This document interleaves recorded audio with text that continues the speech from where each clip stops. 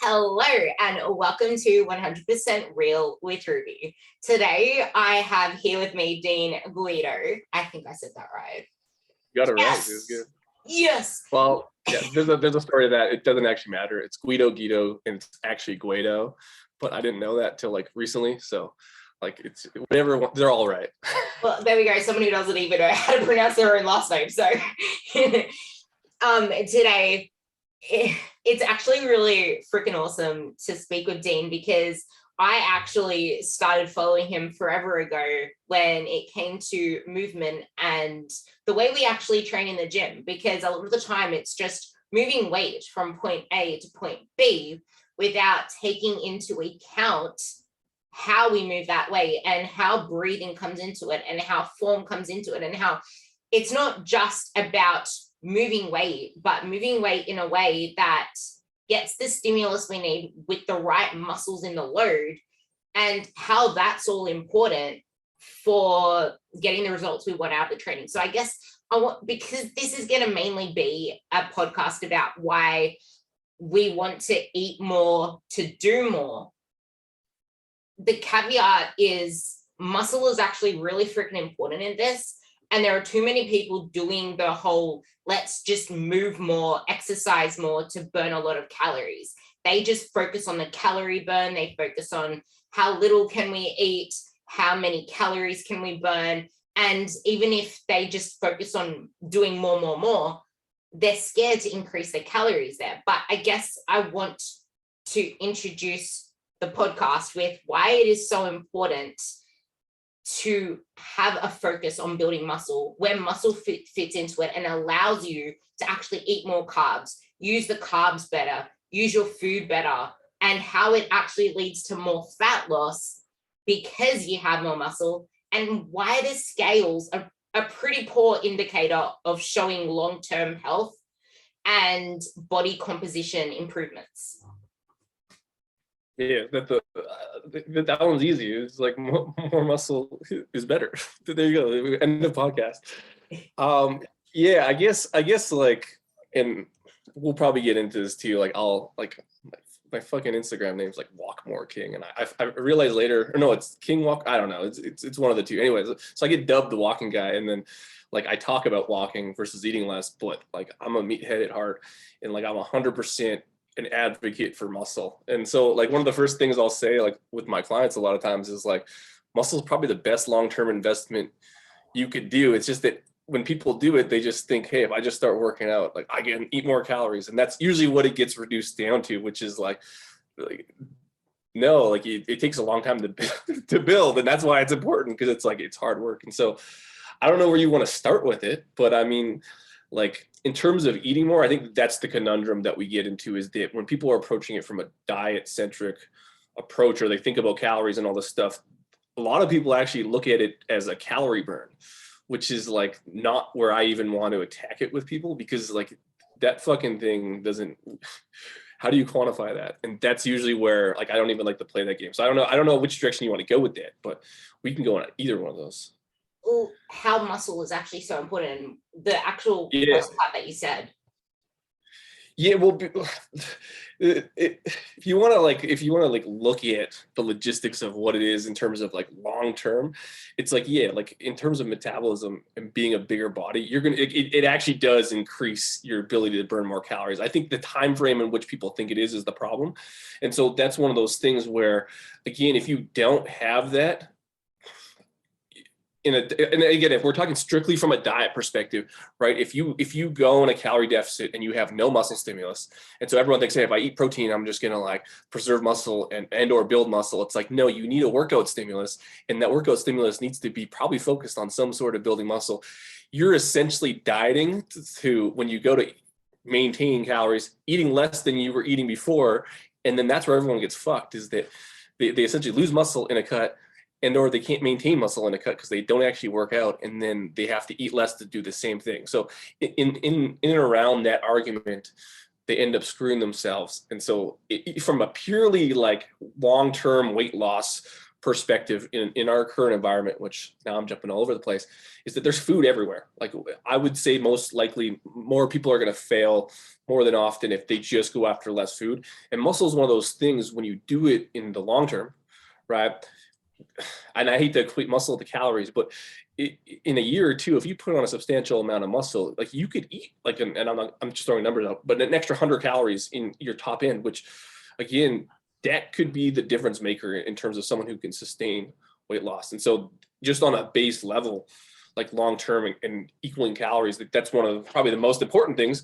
But again, the investment is what I kind of think screws people, because the amount of time, as you know, to take to build like a large amount of muscle is like, we're talking years. And so that can deter people because it's easier just to do endless cardio and cut calories. But in terms of preserving that muscle mass, that's where I would start people off a lot of times, is like in a cut, we have to eat less calories in some form or fashion, right? But imagine that you don't lose muscle in that. Ethically, like that's where it's on the turnaround that it matters the most. And I think that that's what most people do wrong is the maintenance or the turnaround, I call it, or diet breaks or whatever the fuck you want to call it. But on the back end of it, that's where muscle plays the biggest deal. If we're dealing just strictly nutrition, fat loss, dieting long term. Yeah. This is why I love you. You go on tangents, I go on tangents, and it actually is something people can follow because it brings in all these important aspects into why this is so important. And I'm finding myself, Dr. Gabrielle Leon's, I'm finding myself sending these little reels that she does about why you need to be muscle centric, not just fat loss focused, because that is what is going to get you the body. And there are so many people just focused on doing as much shit as they can in the gym without real focus on pushing themselves, because they're either afraid of getting hurt or they're just afraid of the fact that they're lifting heavy ass weight. But it's like, you can work your way up to that. But if you really want to build muscle, which is something you actually want to do, you're not going to turn into like some She-Hulk. Like that's what I lift like double my body weight and I'm not a She-Hulk yet. Like I'm far from it. Most, and like I know your audience, a lot of it's female, like you're saying at the beginning, but like most guys can't lift in like any reasonable time and look like the Hulk. Like it takes a long time, and and that's why it's in years. Like we're talking years of like hard lifting, and like you're probably one, like you said, you crushed the gym and you haven't doubled in size. Well, I don't know if you doubled, but you haven't turned into this thing where like you're a big ball of muscle with no neck and we can't recognize you. I know. Like, it doesn't matter. That's why I show my workouts. Like I'm showing myself lifting heavy. And the other day I shared like my total calorie amount, and someone goes to me, "How can you eat that much? How does it work?" And I'm like, I've been doing this for years. I'm active. I train my ass off, and I've been working at building muscle for a long time. Like I'm actually eating around 2,800 now to maintain and build a little. Whereas before I was on like 2,300 to do the same thing. It's like, you need to work your way up there. And we're going to talk about this later when it comes into actually walking more and doing more activity that's more recovery and not so stress focused. But we can't talk about that shit without you guys knowing the importance of muscle in this, because I will bring up this analogy again. It is like having an engine that you just keep running, and that engine was tiny to start with. It's like having a lip balm. Think of a lip balm, and then think of like a big Vaseline container, even though people don't really put Vaseline on the lips. I do. Think of a big Vaseline container and a little lip balm. It's like running that lip balm versus running that Vaseline container. Like, which one is going to sustain it? And well, it's the cool thing is like, and you've done it, and it's like easy for us to talk about it as fitness professionals, like, oh, muscle's good. But like, honestly, the best results I've had with people in terms of just, we'll call it any diet problem they have of like wanting to eat low calories and all this stuff, and like food problems, we'll just label it as that shit. Anyone who actually goes through like a year of like trying to put on muscle, like really trying to put it on, and like being in a surplus, and again having that output and realizing, hey, I'm at 2,800 calories and I am like having a difficult time putting on weight. Honestly, those people never have issues with like eating too. Like they don't want, like it's like it almost makes the food unpalatable, like everything, because you get to the point where like you have to work to eat, and then a lot of these weird problems go away because you almost despise food. You know what I mean? Like it's a weird spot to be at, but it's like the opposite end of the spectrum that no one accounts for. Like cutting hard sucks, and like people long-term dieting who like do it on and off, and psychologically that sucks.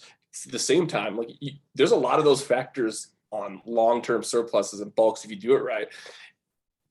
You almost end up being in the middle afterwards, and a lot of these problems go away because you don't want to be either of them at a certain point. And so it's kind of cool because you have to experience that, though. You have to crush it in the gym. Like you can't just be on a bulk and not do shit, and that's where it gets kind of cool. And that's hard. You could do a whole podcast on that, but it's kind of cool when you kind of get there. I actually love that because it's like not every workout's going to be something that you're going to freaking love and think that it's a dilly-dally in the park. Like this is why the gym, this is why the food shouldn't be something that takes up your whole life and your whole focus. It's something you go in, you get done because you know that that's adding to your life. It's adding to all of these amazing things, but it is not your life. And a lot of people do not look outside of the gym for things that make up life. Like I've spoken about this a lot. Add color to your life. If you have nothing happening in your life, that is where everything spirals down, because now it's all about making everything about the gym, living in the gym, adding things to the gym. Oh, but I enjoy the gym. I go there for therapy. Like, yes, it makes you feel better, but it is not therapy. You need to actually work on the mindset stuff outside of that, because if you actually enjoy a higher quality of life, the gym means so much more little to you. If you actually start eating more and more and more because you're doing all of the right things, you don't crave as much. You won't have as much hunger. And I love that you went into this because it's actually part of my next topic. Perfect. But to summarize what we just said, like the gym, everything we're doing is more than just the freaking scale, because the scale does nothing long term. Cool, it's great in the short term for making sure that you reduce obesity, you're seeing some results, but after a certain point, get rid of that shit. You don't need it. There are so many different metrics that you can track, and especially photos. Like take a lot of photos. If you want to do measurements, do that too. But I find a lot of the time you might even be getting the wrong spot every single time you measure, and you'll just, yeah. So getting the average. Well, it's tough, like you said, like, because you look at like, and maybe it's just because the scales had like a bad, I don't know, everyone's had the bad time with the scale, so it's like this enemy, and like there's no negative connotation, and we'll talk about walking and stuff, but there's like usually no negative associations with like lifting and like walking and all these other metrics. That it's like the scale is like the fucked up one, and like it does, like you said, it doesn't even matter at a certain point, because once you get to that threshold, it's telling you very little. Like in the initial stages of fat loss, like, yeah, you need to know, like, are you in a deficit, yada, yada, yada. But like, there comes a point where that shit doesn't matter. And like, that's hard to get to, because when you get so fixated on that, it's like your lifeline. But like, if you can get out of that, like that, and not to say like you have to get out of it. I think it's some people in their environment, it is helpful. But I mean, like, I think most people don't want to weigh themselves every day. Like, you probably agree on that. And like, you can, but like a lot of it has to do with, like you said, lifting and doing all this other shit that has nothing to do with diet. But if you don't do that, like, we're going to have issues. Like, you can't just, it doesn't magically happen. I love that, because like, especially someone who's like starting out and just starting to work out hard again, or starting to actually train properly and not train like a jackass, it's like, you're not going to see any changes on the freaking scale. Like if that's all you're going to focus on, you're not going to see it straight away. And if that's going to be a marker of failure or success, you've already lost before you've begun. And yeah, use it at the start, but do you really want to be a slave to that thing every single day? Like, there is so much more to it. And that's exactly what we're saying here. Like, there's the confidence, there's the life, there's the energy, there's the all-round being a badass when you focus on the holistic picture. But if all you care about is what numbers make you feel like and what those numbers mean to you, which is never really great for a lot of females, you put it so nicely. And well, yeah, and the not nice way of putting it is like, you want a scale number, like, stop eating. Like you will fucking, your scale will drop. Like that's where like a lot of, like I hate to say it, but a lot of eating disorders end up happening in that end of the spectrum. And so like, I mean, like food science isn't that difficult. I know like it's nice to talk in simplistic terms. It is difficult, like environment, yada, yada, yada. But like in terms of that piece, like if that's all that matters, like again, we run into a lot of problems because again, there's so many attachments to it. You got to eat less, you got to weigh and measure, you got to scale and do all this other shit. And like I think that the helpful thing is, and especially when there's examples like you and even clients have been successful, is that they can see someone like them that has done it, so they can see themselves doing it, and it's done not via the thing that they thought they came to do, which was eat less and fucking cut calories and weigh and measures to shit. It's like that is a starting point for most people, but it's generally not the end point. Like you don't see, like, I don't know. You know what I mean? No, that's actually perfect. Like, I don't know whether you saw it, but if anyone on this podcast listening hasn't seen it, you can even see my blog, the links in my Instagram bio, but I put a post in my Instagram where I actually spoke about my story, where I went all the way down to 37 kilos in high school. And I looked like a twig, like a walking twig. And I used to even get called a stop sign. Like I was that skinny. And I don't know whether you saw it or not. No, I didn't see it, but like the stop sign is a horror. I've never even heard that. I used to get called a stop sign at school because of what I put my body through. And I didn't see it back then, but like that is what that gets you when, like, it's not about having more discipline. Like, is that a way to live? That, like, you want to build your way up from that. And yes, I've been through that, but look at me now. I'm not fat, I'm not obese. I've went through cycles where I actually had to gain a lot of body fat and then strip it off. And that's the thing, like that dream body that you want, the body that I have, the body that Dean has, it's went through periods of eating a lot and building muscle and then shredding it down. But the thing is, after a while, it is so much more easier to maintain that without doing as much work, which is what he's doing now, because he's already built the base. And because this spiral. But that again, that's where it leads to. I think, like, and I don't know if we're going to even touch on it, but like when you look on a population level and just environment, like people that don't live in our environment are like that. Like that's where the Amish thing comes in. People are farmers and work and do it. And like the Hadza and stuff, they don't have the same problems we have. Like, so we're talking about a solution of building muscle, cutting it, being active, walking, which we'll get into, in counting calories and not counting and all that stuff. That's all modern day solutions to like an environmental problem that we're fucking stuck in the world, where we don't have to move to make money. We don't even have to move to get food. We don't have to do shit. And so it's not that you have to work out. Like, go fucking move to a farm and go farm in the middle of a fucking rainforest. You will lose weight and probably be shredded within a year. But like, it's not realistic. And so it's one of those things where the solution is essentially doing all the stuff that's hard. But at the benefit of it is we get to live in probably the easiest time we've ever had to live in terms of getting shit done and making money and surviving. That the cost is we're getting obese. And so it's one of those weird conundrums where like we have, not that we have to, but building muscle is probably the best solution on top of moving in a sedentary environment. And that's just the fucking reality. And like, if you look at anyone who's in shape or can eat whatever they want or whatever, that person's a busy beaver. There's very few examples of people who sit on their ass all day who seemingly can't gain weight. Like it's not that prevalent.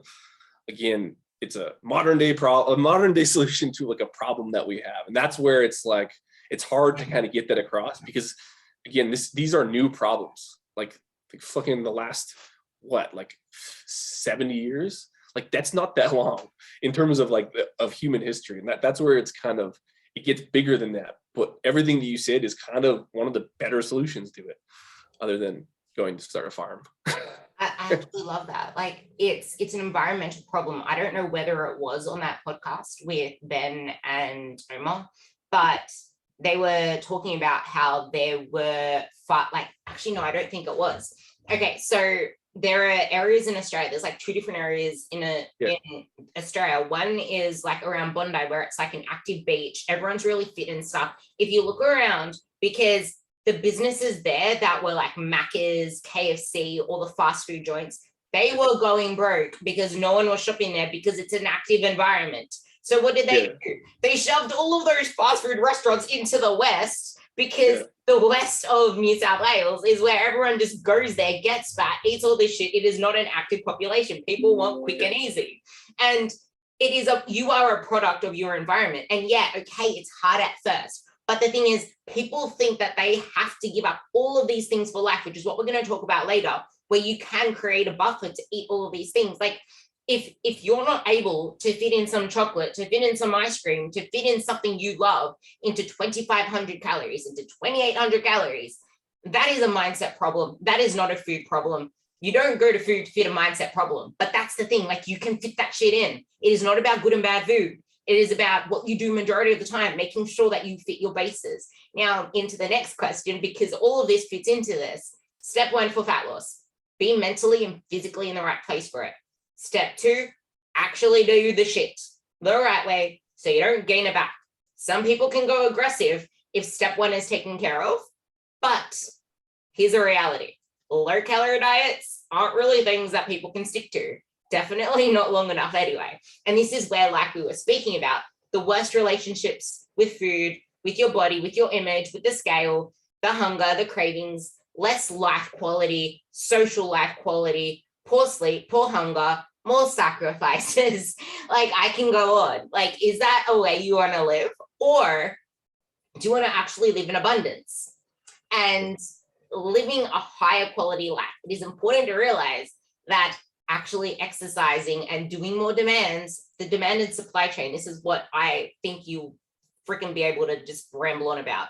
If your body is in demand of more energy because you're trying to make it do more, both in the gym, but with walking, with physical activity, it is actually going to have to create more energy. It's going to have to do its chemical processes inside your body, like blood, whatever it is, oxygen, blah, blah, blah, to be able to create that energy. So if you're feeling like shit, actually make yourself do the activity, because then your body will start to adapt to it, given everything else is in place. Yeah, like it ends up being like in the scientific, I don't even know if it's scientific. It's like the high flux versus low flux. So like how you describe it, it's like if you eat more and do more, you're in higher energy flux. So I mean, like more calories are in, more calories are out, and less calories in, less calories out. That would be low flux. And I always like explain to it. And you have coaches that listen, but you'll have end users that will listen. It's like and I use Chad as an example. So I'll use Chad because like there's Chads and Karens. So those are always my examples. So you're Chad and you're Karen. I'm sorry, but just the first name that came to my mind, and they were ex-clients, so it's perfect. And they both. So it's fine. But like, which Chad do you want to be? Do you want to be the Chad that's in a calorie deficit? Like, so you're trying to lose weight, right? Let's just say we're trying to lose weight. We won't go in the muscle building part just yet, but which Chad do you want to be? Do you want to be 3,000 calorie Chad in a 500 calorie deficit? Or do you want to be fucking 2,000 calorie Chad on a 500 calorie deficit? And like those are the two examples that I always use, because everyone who's in the 2,000 calorie range, they can do it for a while, but that looks like chicken breast and rice and whitefish and broccoli forever. And it's not forever, but you know what I mean? Or can you have those same things plus ice cream and KFC once a week? Well, like it's an easy choice to make on that end. But in order to be 3,000 calorie Chad, there has to be an output system. And that's kind of exactly what we were talking about before with building muscle and doing whatever.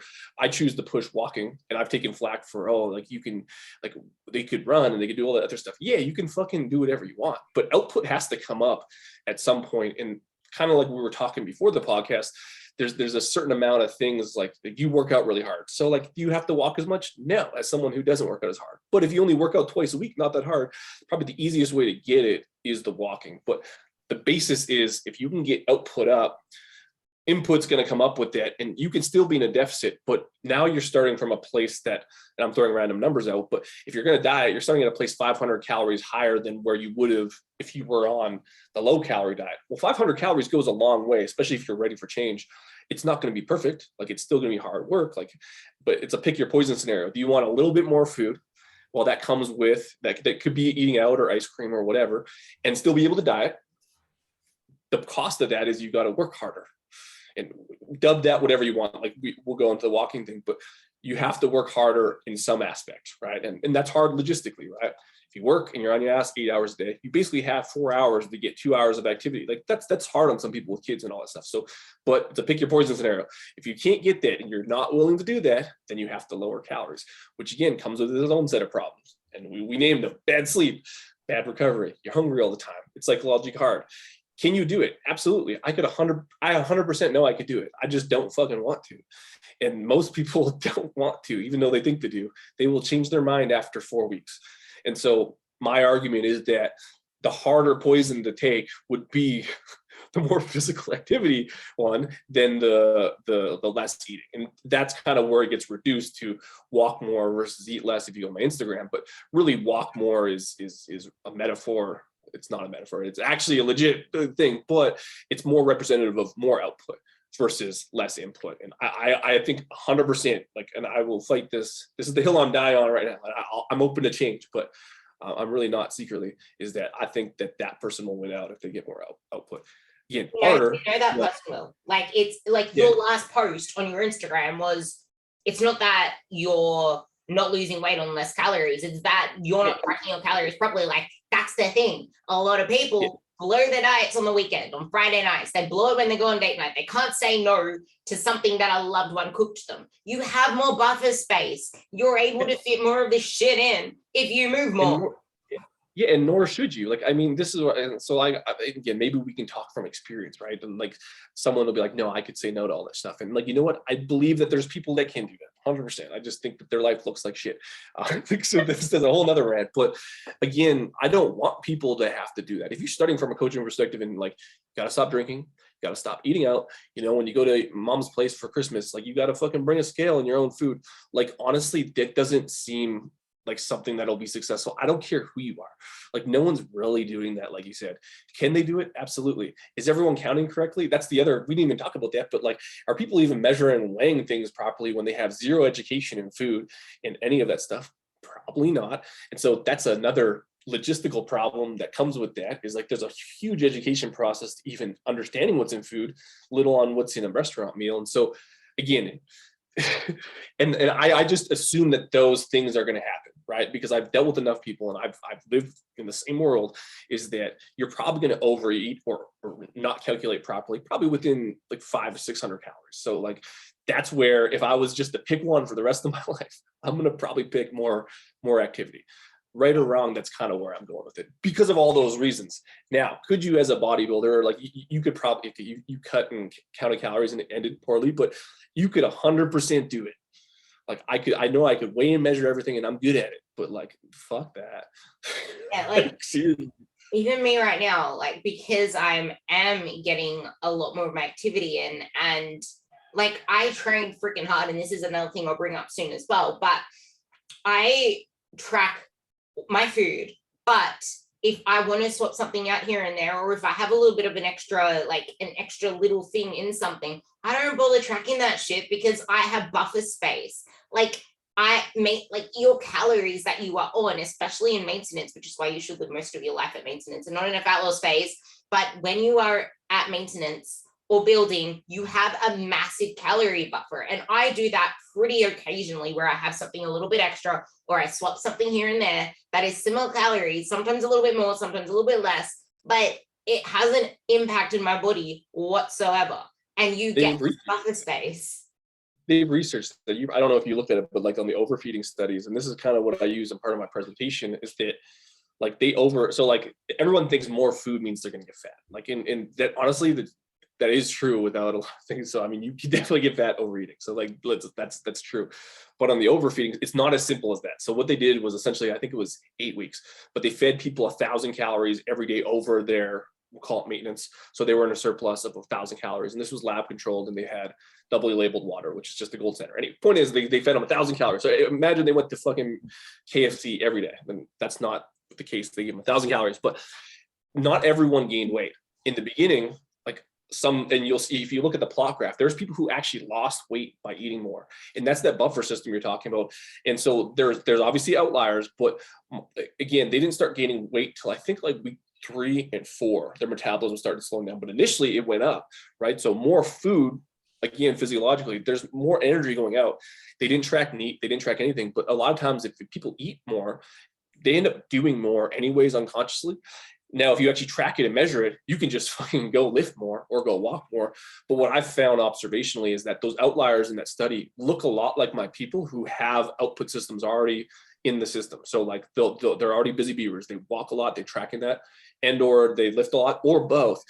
They're all the people that when we go to maintenance, I give them fucking 300, 400 more calories and they lose weight initially, right? They lose weight for like 3 weeks and you're like, what the hell happened? Well, that's kind of where this buffer system and this variability is, that people are going to react differently in these studies. But like, I find that those outliers are the people that you can kind of almost be an outlier by just kind of increasing your output and having that in there. Now, again, that's not studied, but like the point of the overfeeding study is that it's possible and everyone reacts differently. But what I find is if you can get into maintenance with an output system, that's awesome. Again, that buffer zone becomes a lot, because maintenance isn't just, hey, I lost weight on fucking 1,700 calories and my maintenance is 2,000 calories. We both know that who the fuck knows where it is. It could be 2139 or 22, but let's just say you increased your movement more, like now it's 2,300 calories. We don't know. And then if you add more food to the equation, now all of a sudden you're lifting 135 for 5 instead of 4, and you're walking 3,000 steps more. Well, now you just moved the goalposts, and you can kind of go through that process. I find a lot of times with some people, fuck, like 5, 6, 7, 8, 900,000 calories sometimes, where we almost moved the goalposts where maintenance was this, and over time it became this. That's cool. Yeah, not everyone, and that takes work, but that's where that can be helpful, because that buffer system is moving the goalposts. But I want to highlight that work part. Like, it takes work, it takes patience. Like, literally put your freaking patient pants on. Yeah, and so I do it in I'll do it in a month. Like, I want to raise calories and I'll see what it looks like in a month. So like maintenance for me is like, I try to get people to increase output and then increase calories over months. But again, like what I find is that people that they don't move a lot, they're sedentary and they don't lift, they don't get that story. A lot of times it's like maintenance looks like, hey, I went from 1,300 calories to 1,600 calories, and that's it. Like, that's not that much. But if you kind of increase it, like, they end up being fine. So it's one of those things where, again, pick your poison. Yeah, and like, so the people who gain all their weight back a lot of times, again, they a lot of times, not every time, they look like the people that aren't doing that much. And so that's the person who failed on the diet, like, well, I lost all this weight and then I stopped the diet and I gained all the weight back. Usually those people don't do that much. And like, it's nothing against them. It's just like, if I was to take objective measures and measure you against someone who didn't gain the weight back, I can probably almost fucking guarantee that it's same age, same everything, same story, that person probably does more, whether it's they lifted more or walked more or ran or whatever. Again, you don't get that story unless you're sedentary a lot of times. Yeah, and this is why the gym and home gym, whatever. This is why muscle is so important. Like, you can move all that you want, but is that going to be realistic forever? Like, no. And your metabolism does not slow down as you age. It does not slow down as you age. You lose muscle mass as you age. You lose activity as you age. Like, freaking build muscle. All of this, everything we're saying right now, is not really useful except for the obese, without actually having muscle. Like, you need to build muscle. You need to train hard. You need to build muscle. You need to build muscle. Did I say that? You need to build muscle. or move, or like you said, go to you gotta move out of the inner city to the fucking really active communities and like live there, because like again, it's and a lot of these stories are people in the environment where they don't have, it's an easy choice to overeat. Like, you don't see that in certain areas, in certain populations, because they don't have the choice. Like, it's so like, when they don't have the choice, it's not really an issue. But most of us, and probably everyone listening, it's like, I can order pizza, I can order a fucking coffee and breakfast sandwich right now. I don't know if you have DoorDash or Uber Eats or whatever in Australia or whatever the fuck like, I can get food right now. I can get 1,200 calories delivered to me, and because I'm a WestJet credit card holder, I don't get any delivery fees. So it's just like what? But that's the problem. That's what we're fighting. And so again, like you said, the best thing is output, but muscle is probably number one on that list with walking. And so it's like, that's your choice. Or don't ever eat out again. Like, and that's like a very like one end of the spectrum to the other, but like, that's kind of what people need to hear. It's like that, or don't eat out ever again.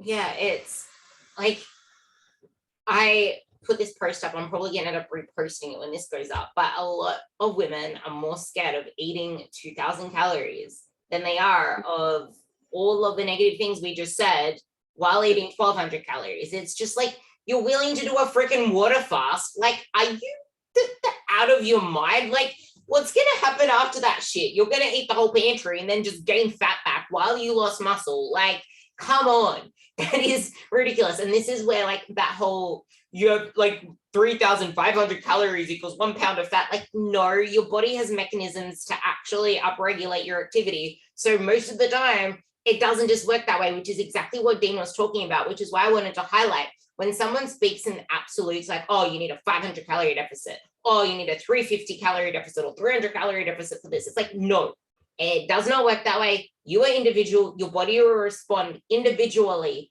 to either overfeeding or underfeeding. You need to recognize that. And this is why it's important to have a coach, so you don't just follow numbers and then kind of like go. And that's dictated by environment. So like, are people going to upregulate exercise if they're sitting on their ass 9 hours a day? Like, no, they don't even have the option. But if you're someone who works out and you go to the gym, I can sure as shit tell you your workouts are going to get better, and then you're going to upregulate, we'll call it. And so like, you'll get like, and that's where like setting yourself up, and even if we're not even talking about muscle, just having something set up, whether it's a walking group or that sounds so stupid. Don't but like if you have stuff set up to do, like, now we're talking. But if you don't have those options, again, your body's going to do the easiest thing. So it's like, I don't know, that's where even just the attempt to go to the gym and like, you don't even care about muscle is like, you'll probably do more if you eat a little bit more. Now I'm kind of territorial, but the upregulation thing is true, right? And you can gamify that, but you don't get that if that's not something you do. Like, you're not just going to eat and go upregulate everything. Like, you will a little bit, but the people who do well with the upregulation, and those are the outliers, are always the people that have shit to do, or they're already someone who's active. And that's why you don't get that story unless you're fucking doing that shit. Like, you. It's actually like, think about, this is why focusing on getting strong AF is important, because the stronger that you are, like, I'm on a hypertrophy phase right now. And the reason why I hypertrophy, as in like in muscle building, as in I do a lot of high volume in my workouts, like a lot of reps, a lot of sets, that's just for now. And then I'm moving back into strength again, because you need to periodize your training like you periodize your nutrition. Like, that's how it works. You go through a lot of reps to a lot of less reps and a lot of weight kind of thing. Like, that's the way that it works. So you have to embrace the suck. Like, I am sometimes of like doing more reps, but the thing is, now I'm doing it at like just to throw numbers out there, like doing 80 kilos of a Romanian deadlift for 15 reps versus doing like just a 20 kilo bar. Like, that is going to have more metabolic demand. And by the end of that, I will actually have a greater stimulus into my metabolic furnace than if I was just like flipping around like a fairy with weights. Like, getting stronger makes you actually burn more within that, so that you don't always have to do lots and lots and lots of walking. Like, muscle strength, it is like an amplifier of everything we're talking about. Like, I would say like probably when I was walking the least, because this was before COVID, and when I was trying to get to 242. So I put on like 22 pounds in like a year and a half. And we used ultrasound at Ben House's place because I went between trips. And so I had like 3 trips of ultrasound, and I put on about like within like room air, like 9 to 12 pounds of muscle at 22. So like quite a bit. Like, and I'd never done a hypertrophy phase in my life because I was always powerlifting or and I was in sports. So it was like more a strength weight ratio thing. And I had never eaten more food than that point in my life, doing 6 days of like high volume, high frequency lifting. Like, and I was tired as shit. Like, it was awful, but like I had to eat. I was losing weight initially. So like, I was like trying to gain weight, and I went from 3,500 calories to about 3,900 calories. I started losing weight. I was like, what the fuck is going on here? That's that upregulation you're saying, because I had the output system to do it. Then I had to go to 4,000, and I started just, my weight didn't start going. I had to go to 4,400. So I had to almost go like 1,000 calories over to start moving the needle, and then it fucking went. But like, I hated eating at that point. Like my maintenance right now, if I just don't think about eating, is probably somewhere between like 3,000 and 3,500 calories. Like, that's me not counting, but I've counted it. And so me not thinking that's where I'm eating, and I won't budge. I have to eat 1,000 calories over that. I hate food at that point. Like, I fucking hate it.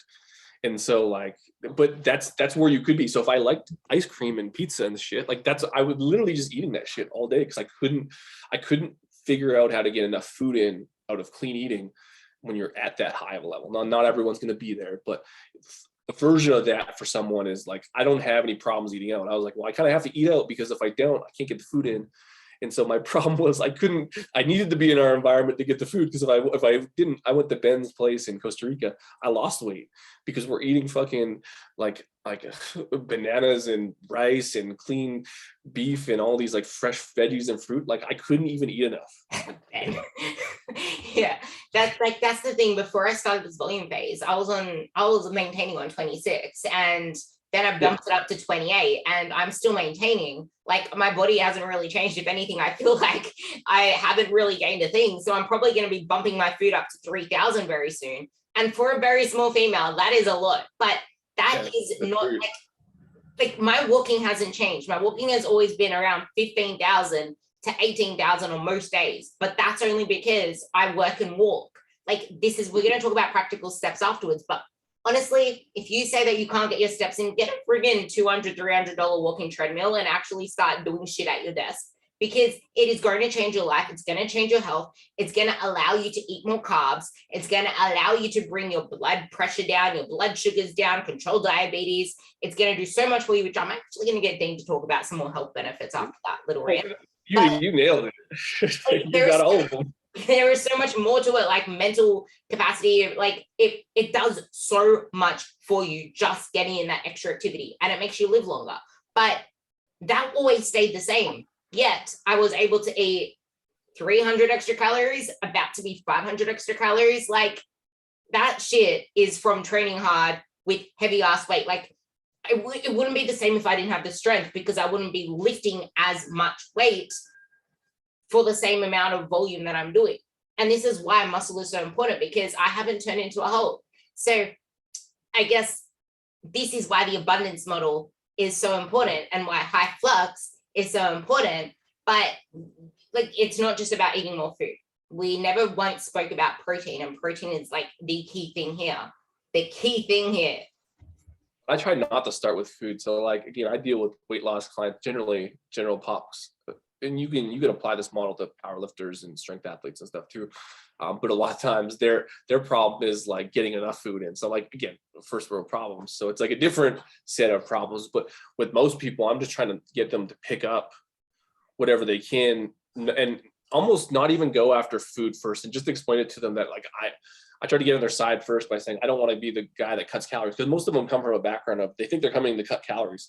And then you flip the narrative on them where you're like, yeah, like we're just going to eat whatever, like 1,600 calories if it's like a female. They're like, what? That's way too high and stuff. But you almost change their mind immediately. I send them a few resources, and then they start walking and they go to gym and they're like, I'm losing weight eating 1,600 calories. Like, what the fuck is going on? And then I got them sold. But it's one of those things where I don't even like to talk about food in the more or even less. Like I say, eat more, do more, all that shit. But I just want them to realize it's not about less. It doesn't have to be about less food. And that's huge. And that's again, leads to the conversation about muscle. But some people don't care about that. So it's like, I just need them to do something, because they have to have something else, because you're not going to get it reading more. And yes, that's a problem. Think about a Pop-Tart or a donut or something, like a 200 calorie thing. If you throw that donut, like actually imagine a donut, that actually might work versus saying a drop in the ocean. Throw that donut into the ocean, like it makes a little splash. Throw that donut into a fish bowl, like you displace most of the water. That is what you're doing on a body that doesn't move a lot to a body that's actually moving a lot. And it's not like, and I've gotten this argument before with people that like is this for strength athletes and called hybrid athletes or whatever? And it's like, yeah, like you walking more, you could probably get away without walking more, okay? But like if you're someone who's not us, and I would totally want you to do that, like go build the most amount of muscle possible. But like let's just say you're busy, you have fucking 2 kids and a busy job, like 2 days a week, and you're crushing the gym. Hell yeah, that's where walking comes in. Is like it's the easy low intensity thing that you're good, like you can do and adds up over time. And not to say, hey, go get a walking treadmill, you have no excuses, but the walking treadmill ends up being one of those things where you can kill 2 birds with 1 stone at a fairly low investment, considering what most people spend their money on. I have no problem saying that it's probably a way better investment than half the shit you tried that doesn't work. And again, gives you that solution. and then makes food not a problem. And like, I guess like this flipping the narrative thing comes with people already have enough problems with food.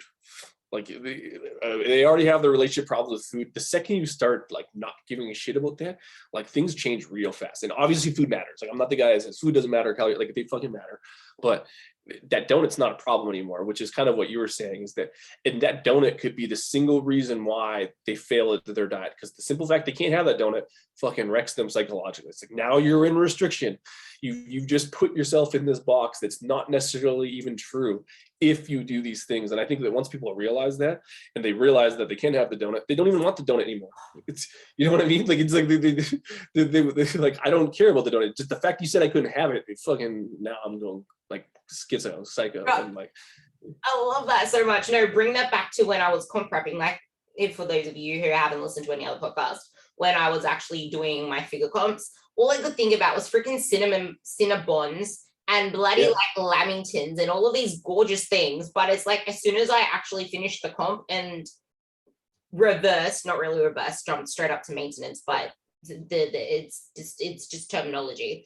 But as soon as I reversed and started eating maintenance, I have not eaten a single Cinnabon since then. I probably had one Lamington, but that was like 2 years later, because as soon as I started eating more, I didn't want any of that shit anymore. And this is the thing, like, if you actually think of the fishbowl and the ocean, while you were talking, I just realized, like, think that actually is what happens. If you are this small fishbowl and you have a donut, you just displace most of the water for the day.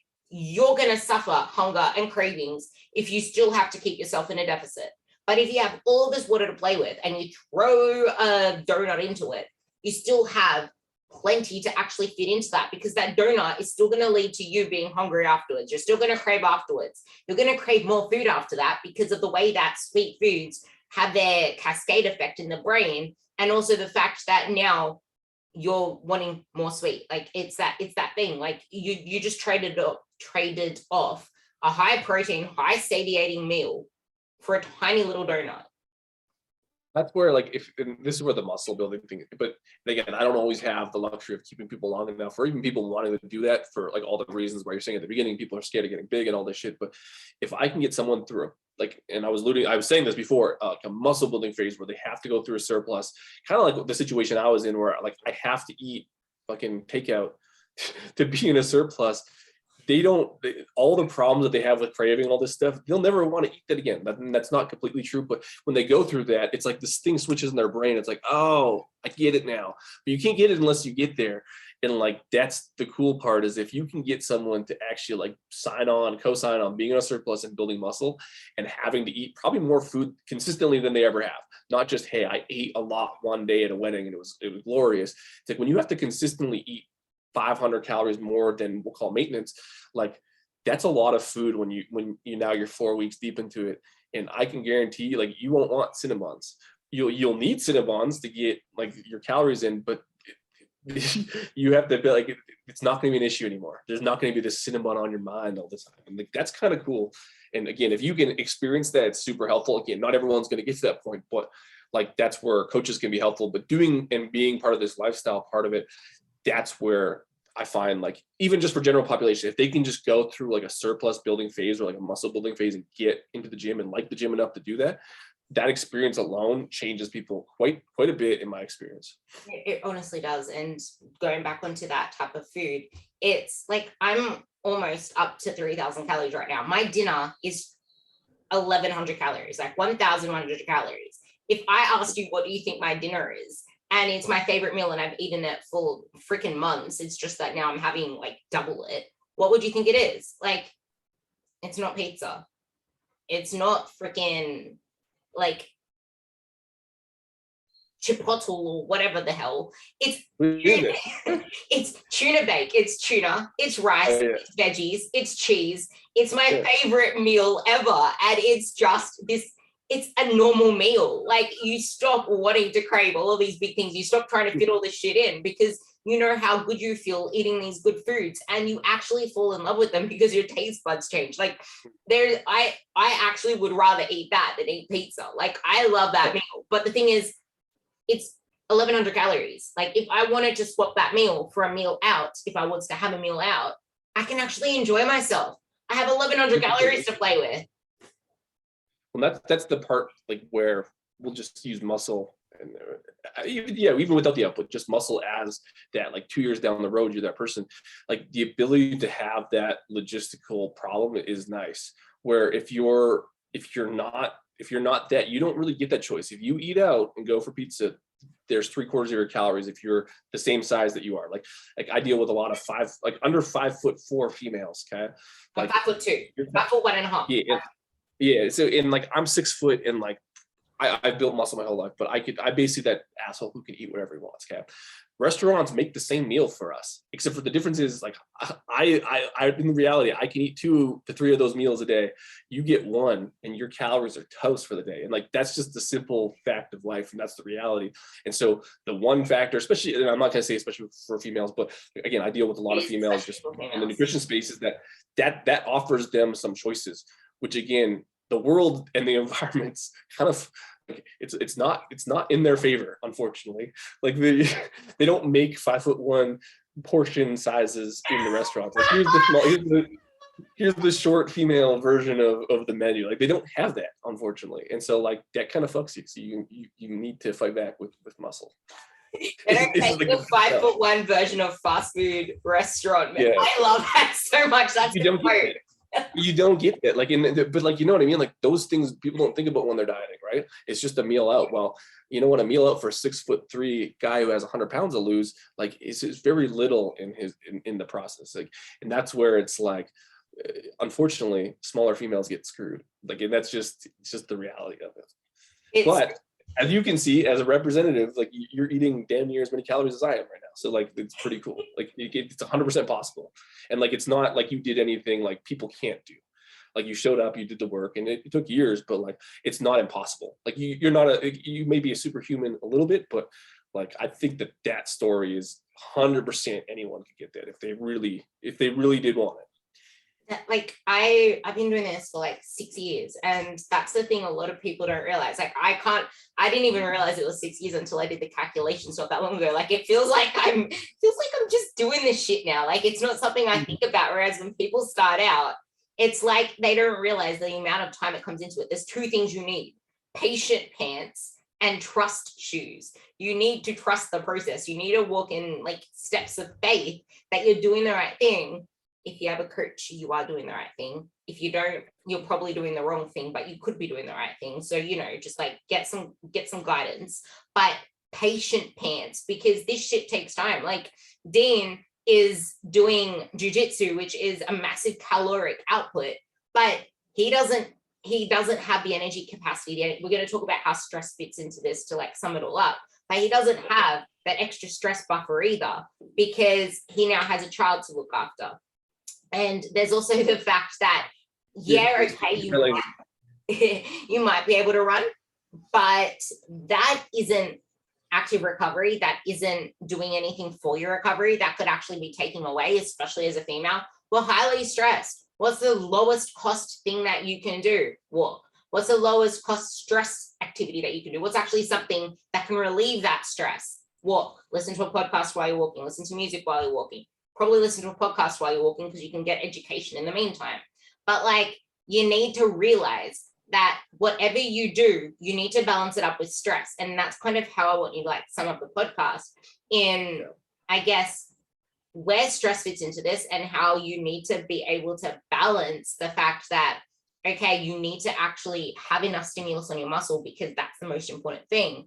But then there's this walking thing, but then you also need to realize that there is a point where you need to question the inputs of stress. Make sure that you're eating enough carbs if you are training, like fuel your training. But sometimes running, sometimes chucking in like a HIIT workout works against you, and why walking is actually the superior of those in such an environment.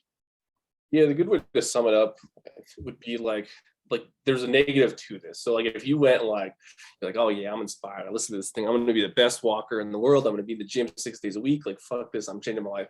It's like, I'd be like, there is a negative to this. You can do too much, right? And again, it's individual context, but like, not everyone's going to have kids and a job and whatever. But for that person who's busier and has more we'll call it life stress, like you said, running and burning themselves on the ground and walking the most might not be the right solution. It might be somewhere in the middle. And that's where less food can be helpful, right? You can diet because you can't get this many steps. You can get this many, and you can get 2 workouts a week. You know what? You're probably, if you want to lose weight, you're going to have to eat a little less food. So more isn't always better if you can't support it. And that's where, like, if you were to choose between, like, so I did jujitsu, and I think we started this off, and I'll start this off by saying, I wanted to test the limits of this whole do more, eat more thing. And like, I was totally honest. Like I walked way too much. Like my jujitsu schedule skyrocketed. I had a kid and my life stress went up, and I was walking like on my work days. So like 4 days a week ish. Was about 27,000 steps because I was walking and working, right? And that's a lot. And I kept getting sick on like my heavy jiu-jitsu days. Like literally every week or two, I would be sick. I was like, what the fuck is going on? And more or less, like I was doing too much. And the one thing that I didn't want to drop, well, a few things I didn't want to drop. Obviously, I'm not going to drop my kid. I'm not going to drop work, and I'm not going to drop jiu-jitsu. I liked it too much, right? And so walking took a hit. So I talk about walking all the time, but walking was the one thing I could reduce the volume so that I could recover. But you can do something too much is kind of like what we were saying. And in terms of benefit cost ratio, if you don't have that problem, right? Walking is so low intensity that for a lot of people, if they're not busting their ass completely in the gym all the time, like they're busting a little bit, walking can kind of make up that difference. But you can't push everything to its max, and that no matter what you do. And so there's a lot of people who can work out tons, and they probably don't need to walk that much. Like you can look at endurance bikers for that. They're biking for 3-4 hours at a time.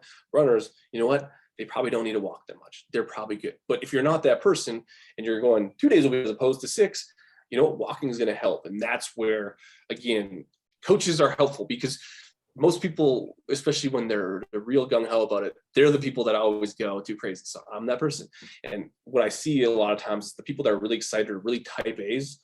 They'll take some of these concepts and run with them almost to the breaking point. And there is a negative to this. You can undereat in the scenario and not eat enough. You can overeat and get too much and then have to walk more, but then fatigue catches up, because at a certain point, food's not going to help you recover from way too much high intensity workouts or sprints or jujitsu, right? So there's a fatigue ratio. And so there's a lot of things we're trying to juggle. And as with anything, like, make sure you can recover. And that's going to be a mixture of rest, your type of training you're doing, how much NEAT you get can definitely impact it. You walk a lot. When you start, like, you can still get tired walking. Again, I don't know what else. There's life stress, managing life stress. So like there's so important. Yeah, and not some people think that they have their worst life in the world, and they're actually not that stressed. They're just not eating enough. But at the same time, like, look at the reality. If you have 3 kids and you're a single mom, and I'm using that as an extreme, but like, you know what, you're not going to be in the gym 6 days a week. You're probably going to be in the gym twice. So if you can afford a walking treadmill, that might be the solution. If you can go for a walk, but that might not be the solution. Then it's like, there's some situations where you, again, having another set of eyes can be helpful, but that's where the individual matters and the solution matters and the environment matters. And so, but there is a negative to this, is kind of what I'm getting at. And you have to use your brain. Like, it's not, we talk about it in simplistic terms, like it's a lot of work, but a lot of work can sometimes dig a hole where now this thing isn't working. And so it's not all sunshine and rainbows, but for the most part, I would definitely say it's probably more sunshine and rainbows than most effects, which from eating less, this is where, like, I'll kind of go back to this, is like, I'll still argue that doing more is better than eating less in almost every single scenario. I freaking love food. I couldn't agree more. Like, honestly, yeah. I didn't like even on 2,400 calories, I hated that. Like, I'm at 2,800 and I still want double of everything that I eat. Like, I will have a bread roll, like my amazing big bread roll, and I still want a second. Like, I love food. So this is where you need to make sure that your environment and what you're doing suits your personality, and it might not always be reasonable. And this is where smart food choices come in as well. Like, every single thing that you pick to eat has a trade-off. Okay, cool. You want to get something from bloody like Macca's or whatever the hell. You want to get a burger. McDonald's. You guys don't like speaking in slang. Aussies are all about the slang. It's like an Australian thing. Mackey's is McDonald's. Yeah, we usually say Macca's. We say Arvo. People think that Arvo means avocado, but it's like, no, it means afternoon. But it's like we have to give up a big meal for a small burger. Like there are things that you have to give up for these smaller meals, and that just leads to more hunger. So it's about smart food choices. It's about making sure that the quote that I thought of while you were talking is, you need to work out what your bottleneck is. What is your bottleneck? Is it that you're not moving enough? And if you're getting under 5,000 steps a day, freaking move your ass. Like you're not doing anything good for your health. You're not doing anything good for your life expectancy, right? Like freaking move your ass, honestly. Like try to get it to at least 8,000 steps. Like that's like the minimum that you should be trying to get. And yeah, like I hear arbitrary step numbers, but like you said, like they now have, like it's pretty, research is pretty clear at this point.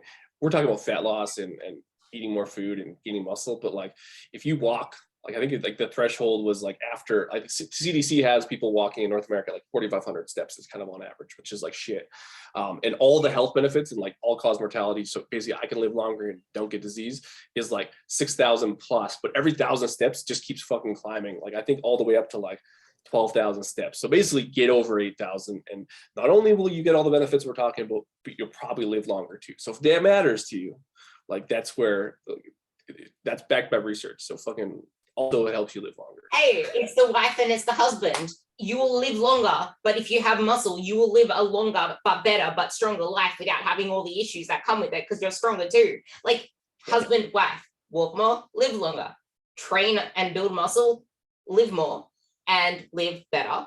But then if the bottleneck is that you love food, hey, you got the perfect couple. That's the I put a tweet up the other day because I saw Ethan Wolf post something, you know, Wolf Nutrition. Yeah, he posted something, and I'm like, I wrote something like this the other day that I screenshotted. It was just like, the nutrition is the king, protein is the queen, and what was it? Something was the king's jewels. Muscle is the king's jewels or something. Like that's the thing. It's like food is the king's jewels. You can eat there's walking more, there's training for muscle. I think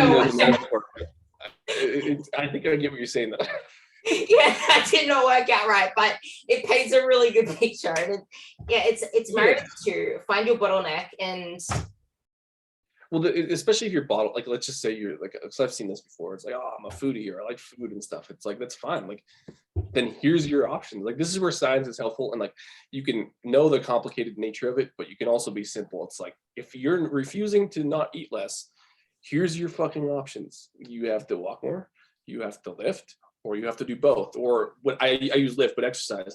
Like, or you have to do both. Otherwise, there's like no other answer. Or you just eat less. Or if you like to eat out, you know what? Especially we'll talk the small female thing, you get to eat that meal only. That's all you get to eat today. Are you going to be able to do that? Yeah, probably not. Like maybe like once, but like, so it's just like, it's just like, there's a list of options here if you want to be objective, and like, here's your options. And so pick one. And then they're like, well, I want to do all of them. And like, well, you can't. Like you, well, maybe you could do all of them, but like, I just don't want to change anything and eat out all the time. It's like, yeah, it's not like, it's not happening. I wanted to find this meme that you put up and I found it. So he has it, you know that how like whisper sweet nothing's in my ear meme? There's one that says, I eat way more calories than you because I'm not sedentary.